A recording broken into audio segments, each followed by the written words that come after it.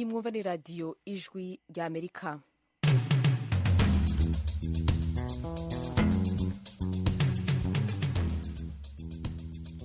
radiyo ijwi ry'Amerika isamiranira i Washington DC mu Kirundi no mu Kinyarwanda. Mu Burundi muyumvira ku mirongo migufi ya metero 19 na metero 22. Mu Rwanda turi kumutwumvira kuri FM 104 n'ibice bitatu. Kaze mu makuru yo kuri no saha mugiye gushikirizwa na Oriane Tangishaka. Mu Rwanda Dr Theoneste Niyitegeka yarekuwe. Yari amaze imyaka 15 mu munyororo. Yari umwe mu bagerageje kwiyamamariza kuba umukuru w'igihugu mu mwaka wa 2003. Harangeneye agenda muri intero 15 yenerwa n'abantu ariko badashingiye ku mategeko y'igihugu biri mu nshinga amategeko y'ubuzi. Uyu ni Dr Theoneste Niyitegeka yaraye arekuwe. Abantu barenga 16 bishwe n'imvura mu gisagara ca Kamituga muri teritware ya Mwenga mu ntara ya Kivu y'Epfo muri Repubulika ya Demokarasi ya Kongo. Ayo makuru n'ayandi turagaruka ko mdonido mu kanya kari imbere.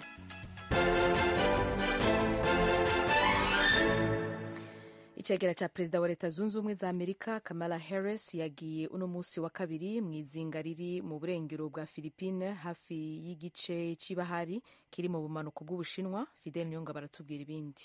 Urugendo rwa Kamala Harris muri iyo ntara rwari rugenewe kandi kwerekana ko Amerika ishigikiye uruja n'uruza atantambamye mu mazi yo muri ico gice c'ibahari kirimwo amatati, aho Amerika yagirije inshuro zitari nk'Ubushinwa ku nyifato yabwo y'agasomborotso. Amatati y'imbibe zo mu mazi amaze igihe kirekire ari hagati y'Ubushinwa, Philippine, Vietnam, Malaysia, Taiwan na Brunei. Amaze igihe abonwa ko ashobora kuvamwo intambara, kandi yarongereje guhiganwa hagati ya Amerika n'Ubushinwa muri ako karere. Mu biganiro yagiranye na Perezida wa Philippine Ferdinand Marcos Jr. ku mugwa mukuru Manille ku munsi wa mbere, Kamala Harris yarasubiye kwerekana ukwiyemeza kwa Amerika ku vyerekeye gutabara ico gihugu hisunzwe amasezerano y'ukwivunira umwansi hamwe yatewe kw'igikumu mu mwaka w'igihumbi kimwe amajana 1951 hagati y'ivyo bihugu bibiri. Ayo masezerano atuma ivyo bihugu vyompi bitabarana mu gihe uruhande rumwe rutewe. President Ferdinand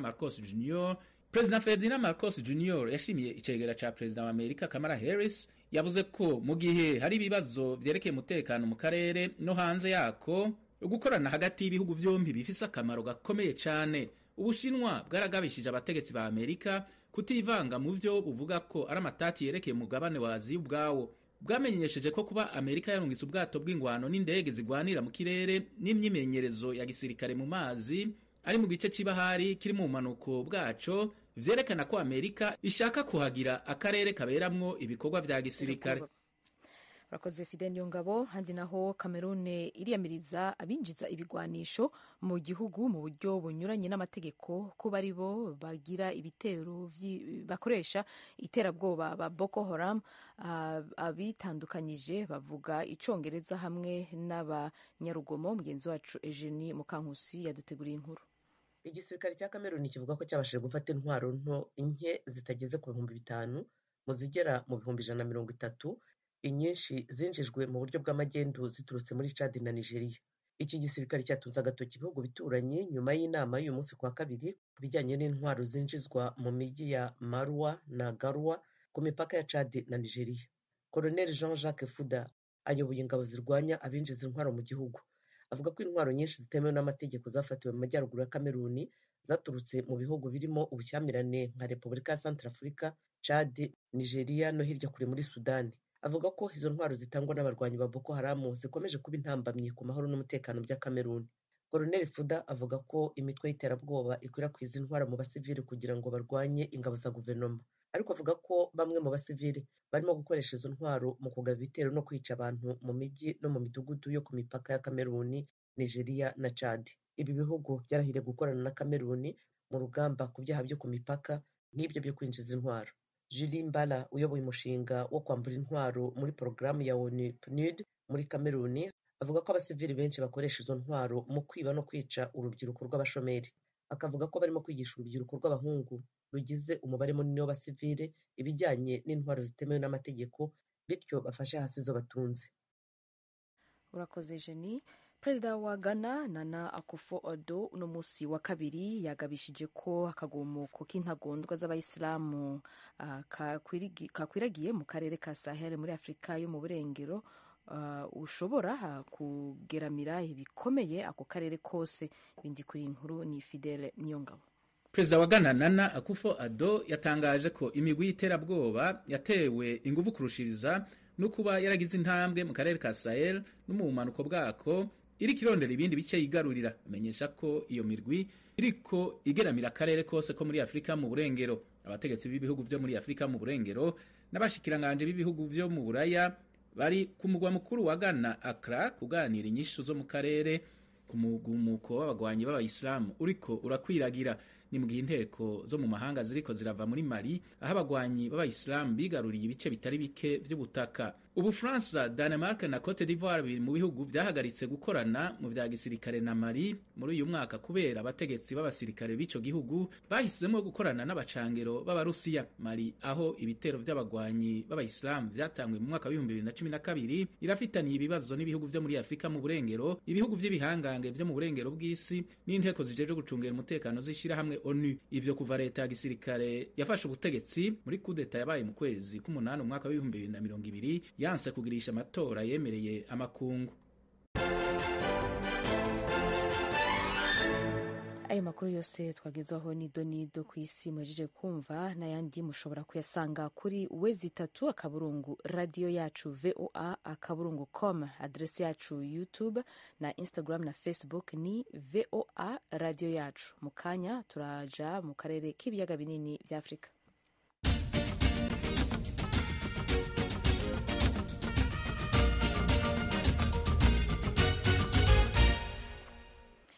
Urubanza ubucamanza bw'urwego rusigaje kurangiza imanza zasizwe na za sentare mpuzamakungu mpanavyaha buregwamwo umunyemari Kabuga Feliciano rwabandanyije kuri uyu wa kabiri humvwa ivyabona vyo kubushikirizwa amanza.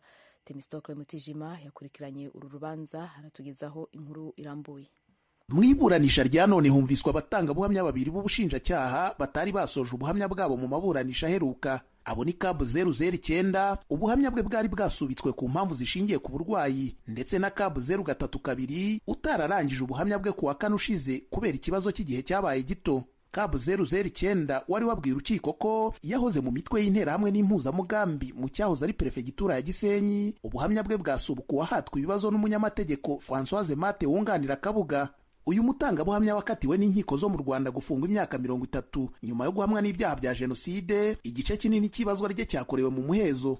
Nyuma ye hasubukuwe ibibazo by'ubushinjacyaha ku mutangabuhamya Cab 032 watangiye kubutanga mu cyumweru gishize. Cab 032 wumvikana nk'uwahoze mu nzego z'ubutegetsi zo mu Rwanda za mbere ya jenoside yabajijwe n'umushinjacyaha aho yaba yarabonye Kabuga mu 1994 n'igihe yamuboneye. Undasubiza ko Kabuga yamusanze ku biro bya radio RTRM ku itariki ya 17 y'ukwa kane mu 1994 ari kumwe n'abandi bantu bamuherekeje atashoboye kuvuga bari bo. Cab 032 avuga ko mu bari kumwe na Kabuga icyo gihe harimo n'umusirikare. Abajijwe niba yarumvise ibyo Kabuga Feliciani yaganiriye n'abanyamakuru n'abayobozi ba RTRM, Cab 032 yasubije ko atabyumvise kuko abasirikare barindaga iyo radio batemeye ko yinjira. Icyakora nyuma yaho Kabuga asohokeye, uyu mutangabuhamya yavuze ko yabashije kwinjira mu cyumba cy'ibiganiro studio cya RTRM, hanyuma akabona abanyamakuru bayo babiri bafite ibikomere ariko atamenye intandaro yabyo. Uyu wavuze ko atamazemo igihe kirenze iminota 2 yabwiye urukiko ko yasohokanye na Gahigi Gaspari wari umwanditsi mukuru wa radio RTRM. Avuga ko ari we wamubwiye ubutumwa Kabuga yarazaniye abakozi b'iyo radio. Uwo ngo yamubwiye ko RTRM ari ya Kabuga Feliciani yaraje kureba ibyabaye nyuma yaho ibisasu birasiwe ku nyubako ya radio no kureba niba radio ubwayo itasenyutse. Mu magambo y'umutangabuhamya Cab 032 asubirira mu rukiko ibyo yabwiwe na Gahigi, Kabuga yarazanywe no gutera abanyamakuru murava kugira ngo bakomeze akazi kabo nk'ibisanzwe. Cab 032 akavuga ko Kabuga yasabye abanyamakuru ba RTRM n'ubuyobozi bwayo kudacika intege kubera ko ibyabaye byatewe n'intambara igihugu kirimo kurwana n'inyeshyamba za FPR, bityo nabo bakomeze kugaragaza aho inyenzi ziri. Umutangabuhamya yanabajijwe ku butumwa bwabaga bukubiye mu biganiro byatambutswaga na RTRM mbere y'ihanurwa ry'indege y'uwari perezida Juvenal Habyarimana. Kabu 032 yasubije ko bwari ubutumwa buhamagarira abantu kwanga abatutsi buvuga ko ari abanzi bakorana na FPR. Ahandi iyo radiyo ikavuga ko abashyigikiye amasezerano y'amahoro yarusha ari abanzi. Yavuze ko mu biganiro byayo RTRM yakoreshaga kenshi ijambo inyenzi, abanyamakuru bayo bashaka kuvuga ku ngabo za FPR Inkotanyi, abatutsi bose ndetse n'abo mu bwoko bw'abahutu bafatwaga nk'ibyitso by'izo nyeshyamba. Umushinjacyaha yamubajije niba hari ingaruka mbi ubutumwa bwa RTRM bwa mbere ya jenoside bwaba bwaragize mbere y'icwa ry'uwari perezida. Aho umutangabuhamya yavuze ko na mbere y'icyo gihe hari ahantu hatandukanye abatutsi bagiye bibasirwa bakicwa, abandi bagahunga biturutse ku byatangajwe na RTRM. Aha Kabu 032 yatanze ingero zirimo urupfu rwa Bucyana Maritini wari umuyobozi mukuru w'ishyaka Sederi. Avuga ko nyuma y'aho RTRM itangarije ko inyenzi arizo zamuteze igico zimwicira i Butare, abatutsi bari baturanye n'urugo rw'Igikondo mu mujyi wa Kigali bahizwe n'impuzamugambi n'interahamwe baricwa, abandi barahunga.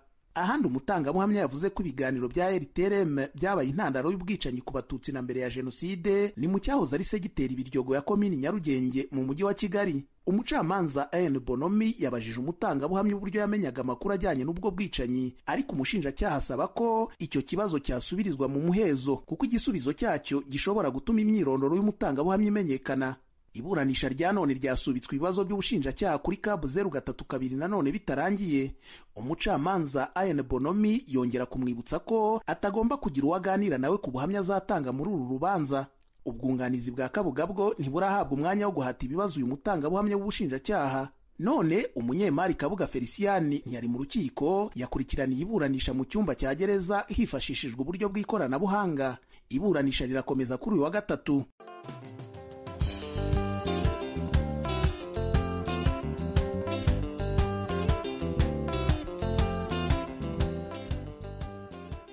Mu Rwanda Dr Theoneste Niyitegeka yarekuwe. Yaramaze imyaka 15 mu munyororo. Yari yariyamamarije kuba mu kibanza cy'umukuru w'igihugu mu mwaka wa 2003. Yavuganye na mugenzi wacu Venuste Nshimiyimana ari mu rugo iwe mu karere ka Muhanga mu ntara yo mu bumanuko. kugira ngo babwire yuko koko muri gereza ariko hashingiwe ku cyaha cyari giteganyijwe mu itegeko rica mu ngingo ya 11 igika cya 4. Aho ibyo rero umunyamategeko ntabwo yize ateganya ko ibikorwa biri muri iyo ngingo bizahanwa nk'aho bifatwa nk'aho ari icyaha. Ariko jya nagiye muri gereza kuza kubibaza mu nteko zitandukanye, ariko akabura dosiye ya Niyitegeka umucamanza abe yareba niba koko naraburanye tubishingiye yuko yabonaga batunze ariko ntabone urubanza. Kugeza n'ubu rero urubanza rwa Niyitegeka Theoneste ntabwo rugaragara anuza ariho uruko ruhari. SNLG nayo arbigira yarabuze. Ikindi cya kabiri yahawe igihano imyaka 15 ishingiwe ku ngingo ya tegeko navuze ya gatatu ingingo ya 14 igika cya mbere agace ka 4. Harangeneye agenda muri 15 yenerwa n'abantu ariko badashingiye ku mategeko y'igihugu by'umushinga amategeko yavuze. Kugeza n'ubu umucamanza nasabye ko yareba iyo dosiye yo mu rukiko rw'ibanze rwa Nyamabuye yajya kureba ibyo bibazo ufunze muri ubwo buryo icyaha n'ibihano bidateganyijwe n'amategeko atari urubanza bavuga ko ndaburanye. Urwo rubanza rero ntarwo SNLG nayo yasanze mu gitabo cyarwo rutanditse urubanza ruhari, ahubwo arakemezo gusa gafunga Niyitegeka. None se Dr Niyitegeka kuvuga ko wafunzwe mu buryo butemewe n'amategeko, hari gahunda wowe ufite yo kusaba kurenganurwa kugira ngo uvuge uti nubwo mwandenganije ni mumpe indishyi y'akababaro mwanteye? Ikibazo ubu gihari ntabwo gifite Niyitegeka, gifite na leta yafunze. Ubu dosiye y'igihugu muzamubonamo ko hari umuntu bita Dr Niyitegeka Theoneste wabaye mu gereza imyaka 15 akabamo ku cyaha bikorwa ko biburijwe muri iki gihugu n'umushinga amategeko atarigeze avuga ko bibujijwe kuko muri bubone muri ya ngingo navuze. Icya kabiri ushinga amategeko ntabwo yiza kwigana yuko muri ya ngingo nababwiye 14 itegeko rya gatatu harimo ibihano byagendewe bagendeye icyaha bagendera ibihano bajya kubaza birananirana hari n'abandi banyarwanda bafite yose. Nanjye rero ubwo nyine muri urwo rwego nyine abandi bose ubuzima mwabayeho tubwire muri make kugira ngo abakumva muri kano kanya ku ijwi rya Amerika bakumve. Dr Niyitegeka yabagaho ate buri munsi? Muri gereza iri hariya mu musozi wa Muhungu bita gereza ya Rubavu, cyangwa benshi bageze kuri gereza ya Nyakiriba, ahantu hakonje cyane cyane cyane biteye ubwoba. Imibereho yaho akunze kwisobanura kuri ya YouTube yitwa Niyitegeka ndetse nababwiye, ariko nkubwiye mbese akantu gake gahari kugera muri iyo gereza ya Nyakiriba bagufunze bakakirirwa n'ikizenga bita Yorodani babanza kugutishamo buri munsi nyine. Iyo kintu bita Yorodani abantu benshi bahahurira n'isanganya. Abasaba leta y'u Rwanda kugisiba rwose niba leta y'u Rwanda yifuriza neza abanyarwanda bafunze. Icyo kizenga cya Yorodani nicyo mwidumbaguzamo, nicyo babadumbaguzamo, ni ikizenga kimaze iki, kigamije iki? Yewe nabonye ari ikintu amatorero yari yarakoze ngo bazajye babatirizamo, aho kukibatirizamo n'ubu baza kukibatirizamo abadivantisite nabonye ko nk'abasaba n'abadivantisite kutongera kukibatirizamo, ko ahantu hatwa ubuzima bw'abantu, ahantu hangije abantu bahinduka bagira ubumuga butandukanye. Abasaba cyane cyane leta ntihagere ikirebe n'ibitanakize menye ko icyo kintu gihari. N'itegeko nagiyemo kenshi bankubitiyemo baryamishijemo ibikomere byinshi cyane by'ibyo bintu. Tuzira iki? Ntacyo nibarebe uko icyo kintu kiva mu nzira, umuntu uhabwa uburenganzira bwe, ariko byo ku icyo kintu cya Yorodani bakomeze kugishyiramo abantu. Birumvikana niyo ugisohoka muri gereza, ariko se hari gahunda waba ufite mu mutwe yenda udashaka gutangaza amagingo, ariko se kuje mu gihe u Rwanda rwitegura kujya mu yandi matora akomeye y'umukuru w'igihugu, iyo gahunda nawe uratekereza kuzayitabira? Muri iki gihugu cyangwa mu bindi bihugu byose nta muntu kamara kuyobora igihugu baho, icyangombwa ni ukuba afite ibitekerezo. Ariko muri iki gihugu mwumvise ko hari abanyapolitiki bandi bamaze kumva ibitekerezo byubaka igihugu cyangwa bigira abanyarwanda ku bibazo bafite nka Museveni, Ingabire n'abandi. Ibyo rero byose rero uwazakenera kwiyamamaza yaba nyakubahwa Paul Kagame, yaba undi nk'uko nabivuze madamu Victoire Ingabire cyangwa n'abandi bose, uzahitamo uzaba ufite ibitekerezo byiza. Ntabwo rero Niyitegeka ariwe kamara. Dr Theoneste Niyitegeka, ndagushimiye cyane ku bw'aka kanya uhaye Ijwi ry'Amerika. Urakoze, mugira akazi keza.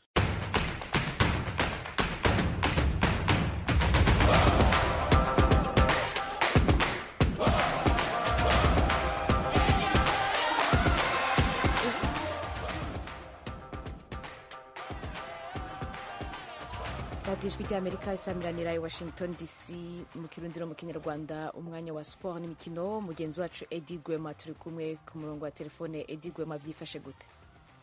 Wiriwe neza Oriane, nk'uko bimaze kubivuga, ubu ni umwanya tuza tubagezaho amakuru avunaguye ajyanye n'igikombe cy'isi, imikino irimo kubera mu gihugu cya Katari. Ubu tuvugana harimo harakina amakipe ya Mexique na Pologne. Aya ni amakipe yo mu itsinda C. Kugeza kuri uyu munota hafi wa 18 nta kipe n'imwe irabona igitego. Gusa nabwira abakunzi b'Ijwi ry'Amerika ko ikipe ya Pologne ikinamo umukinnyi kabuhariwe Robert Lewandowski. Uyu nguyu abamuzi cyane mu ikipe ya Barcelona, ndetse yigeze gukina igihe kinini cyane ikipe ya Bayern Munich yo mu gihugu cy'Ubudage, aho yayitsindiye ibitego byinshi. Ariko kugeza kuri ubu mu mikino yose amaze gukinira ikipe y'igihugu ntarashobora gutsinda igitego na kimwe mu gikombe cy'isi. Umukino rero urakomeje hagati ya Mexique na Pologne. Oriani, nakubwira ko kuri uyu munsi wa gatatu w'iri rushanwa haza gukinwa imikino 4 yose. Hamaze gukina imikino 2. Uwa mbere watangiriye uyu munsi ni umukino wahuje ikipe ya Argentine na Arabia Saudite, aho iyi kipe ya Argentine yuzuyemo ibigugu, abakinnyi kabuhariwe cyane batunguwe cyane n'ikipe ya Arabia Saudite batsindwa ibitego 2-1. Ikipe ya Argentine, abakunzi b'ijwi rya Amerika n'abakunzi ba siporo bose bazi ko ikinamo umukinnyi kabuhariwe Lionel Messi. Uyu Lionel Messi niwe nawe watsinze igitego rukumbi cya Argentine. Ni umukinnyi muri make nawe utaratsinda igikombe cy'isi mu mateka ye, nubwo amaze gutsinda za Ballon d'Or 7 zose. Rero abantu benshi bakaba bari baketse ko iyi kipe iza kubona intsinzi mu mukino wa none, ariko siko byagenze. Abantu kandi nanone biteze ko ari nayo mundiyare ya nyuma uyu mukinnyi Lionel Messi akina. Undi mukino wabaye wakurikiye uwo nguwo n'uwahuze Denmark na Tunisia, ikipe ya kabiri muri eshanu zihagarariye umugabane wa Afurika. Uyu mukino ukaba warangiye nawo ari ubusa ku busa. Mu kanya nyuma y'umukino urimo guhuza Mexique na Pologne, haraza gukurikiraho umukino uri buhuze ikipe y'Ubufaransa. Iyi ikaba ari nayo kipe ifite igikombe cy'isi muri iki gihe, ikaza gukina n'ikipe ya Australia.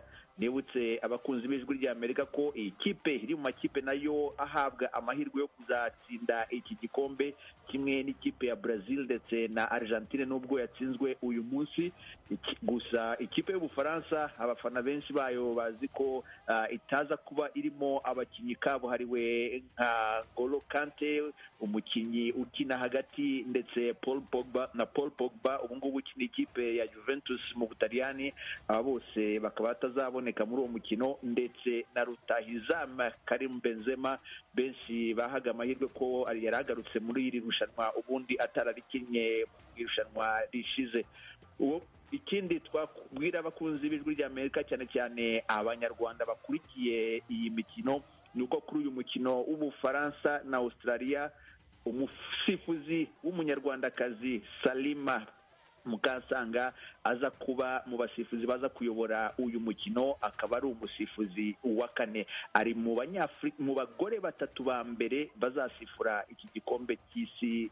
Oria, urakoze cyane bakunzi b'ijwi rya Amerika. Murumva ko tubafitiye amakuru y'imvaho, amakuru arambuye. Ni buri munsi amakuru y'igikombe cy'isi cy'umupira w'amaguru.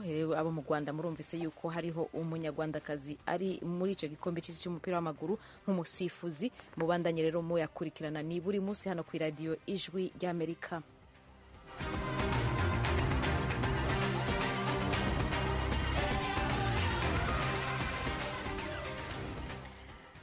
Amakuru y'iradiyo ijwi ry'Amerika arabandanya. Eklezia Katolika ihanzwe n'ibibazo birimwo ibitigiri bigabanuka vy'abashaka kwinjira mu gipatiri n'abagirizwa ugufata abagore n'abana ku nguvu. Iki kibazo coba giterwa n'iki? Ni gute coranduranwa n'imizi? Mugenzi wacu Diane Ninahazwa yabibajije Padiri Marcel Uwineza, umujesuite asanzwe atwara kaminuza ya Hekima iri i Nairobi muri Kenya. Tubatega amatwi. Ndagira ngo mbere na mbere yuko njya ku kibazo wajije, nagira ngo mbanze nshimangire ko hari abapadiri benshi bitanga kandi bidahemuka. Muri iki kirere ubu ngubu turimo kuvuga, hari indege nyinshi cyane zirimo zigenda, ntabwo tuzivuga, ariko ubu haramutse hari imwe iguye niyo yonyine ivugwa. Nagira ngo rero na kenshi tujye tuhera no ku bapadiri benshi b'indahemuka, benshi badufashije no kugira icyifuzo cy'uko natwe twaba abapadiri. Hanyuma noneho tujye no kuri iki ngiki cy'uko hariho benshi bahemuka, kandi iki ngiki ntabwo ari ukukinyura ku ruhande. Icya mbere nagira ngo nshimangire ni uko burya icyaha kirihishira, ariko noneho kikihishira iyo kimenyekanye, ugasanga uwagikoze abuze aho arigitira. Ibyo rero ntabwo ari ku bapadiri gusa, no mu ngo birahari, ariko noneho ndetse no ku batarashaka. Ariko ku mupadiri we, kubera ko aba yaranabisezeranye, duhamagariwe kubibaho kandi tukabera abandi urugero. Erike ndigarukeho kandi mbishimangire.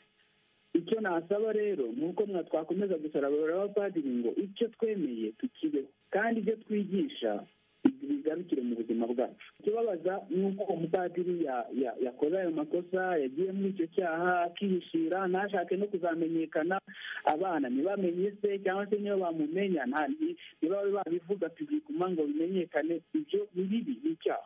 Ariko noneho hari n'uko umwana aba akuze adakuriye mu muryango nyawo, aho afite se na nyina, agakura yuzuye. Icyo rero kirababaje. umwana ni byiza ko akurira mu muryango afite se na nyina, ku buryo ubu ngubu twebwe nk'umubarizwiti haramutse harugize iryo kosa turamusezerera agataha akajya kubaka urugo. hanyuma n'ikindi nashimangira ni uko hari n'abandi bashobora no gutega imitego padiri. bakayimutega gute? kubera ko padiri akagira umutima mwiza, bagatega umutego padiri kugira ngo bamugushe mu bishuko. abo bose rero babikora nagira ngo nabo tubahe gasopo, ahubwo bafashe padiri kurushaho kubaho neza ibyo yemeza. Ndumva nagaruka kuri aho ngaho, ariko noneho nshimangira ko hari n'abandi benshi kandi bitanga kandi beza twibagirwa, ahubwo tubafashe kugira ngo babere urumuri abandi. Umuntu akibaza kuko mu myaka ya kahise, sinzi ko ariko ari iterambere rya internet canke iki, mu myaka ya kahise ntivyavugwa cane ko utwo tunenge ntitwavugwa cane ku bapatiri, ariko ubu hariho nimba ntihenze n'abasenyeri bamaze kweguzwa mu Faransa na hehe. Ni bihe tugezemwo, na kera vyariho ntibimenyekane cane. Urakoze cyane, ikibazo cyiza.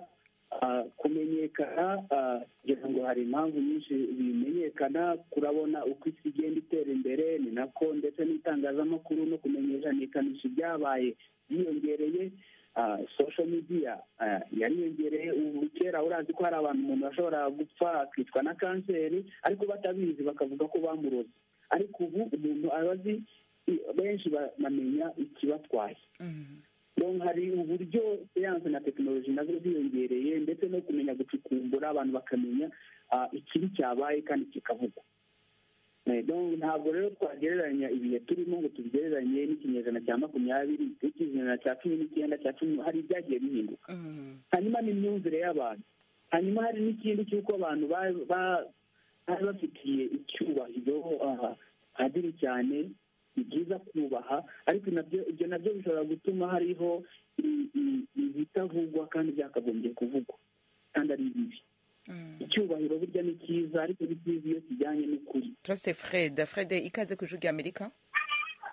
Murakoze cyane. Uherereye he? Ndi muri Kenya, ahantu bita muri Nakuru. Urumva ko twagutumiriye umupatiri wo ngaho muri Kenya iwanyu. Akabazo rero arakumva muri hamwe. Ego, akabazo kawe kwa Patiri Marcel Uwineza. Ego, mbe nagomba kubibaza mugabo abanza mbabarire cyane. Abapatiri nuvuga ku isi yose barabyara cyane, nawe nyine barabizi ko babyara kandi bakabyara ku bagore batandukanye bose. Ni ukuri kuravuga ngo bose wishize muri rusange, uvuga bamwe nawe. Ndi umukatolike, ahantu nagenda nsanzwe ndi Murundi, haba mu Burundi abapatiri barabyara, mugabo iyo bibonetse yuko bigiye kumenyekana baca bari uburyo babyaranye bakamuha nk'amafaranga bakabisuka bigaherereye. Rero ikibazo nagomba kubaza, kubera iki batoraba ingene bosaba umwungere wa Kiliziya Katolika akabemerera kurongora bakagira umugore umwe, ko dusanzwe tuzi yuko na Bibiliya dukoresha muri Katolika isanzwe twemera kugira umugore umwe, ntako bagenda barabyara aho bageze. Tuzoba dusanga Kiliziya Katolika twari umuryango w'abemera, mugabo duhave dusanga wahinduye izina. Urakoze ngaho muri Kenya. Reka Patiri Marcel Uwineza ku ishuri. Pati. Urakoze cyane. Ni ikibazo tutavuga ngo dukabye, nk'uko navuze ntabwo ari bose. Uravuga uti abapadiri barabyara ariko si bose. Igihe nta mwana mfite, hariho na benshi, ndetse benshi bamaze imyaka myinshi kundusha bageraho aho Nyagasani abahamagara batarigeze bakora imibonano mpuzabitsina, bivuze gutyo. Ibyo rero ntitugakabye. Ariko icyo nashimangira ni uko hariho na benshi bashobora gutuma tugwa. Ariko noneho n'ikindi no kuvuga ngo dusabe ko papa asaba ko abapadiri bashaka. Burya iyo papa yavuga ngo abapadiri bashaka ejo, n'ubundi waba yifite n'ingeso yo gukora icyo cyaha, n'ejo yajya mu bandi bagore. Kuko ngo ni hahandi upfutse igisebe utabanjije kucyoza. sinzi niba ushaka numva icyo nshaka kuvuga. Niba hari umupadiri umwe cyangwa babiri cyangwa batatu bakoze aya makosa ntabwo twabigereranya. Arakoze mugenzi wacu Diane Ninahato kuri icyo kiganiro yabagirishije. Murashobora kuronka ikiganiro cyose kuri site yacu internet ni www.radio yacu voa.com. Mwari muri kumwe nawe Yanitanga Ishaka Nadia Taha ndamushimiye.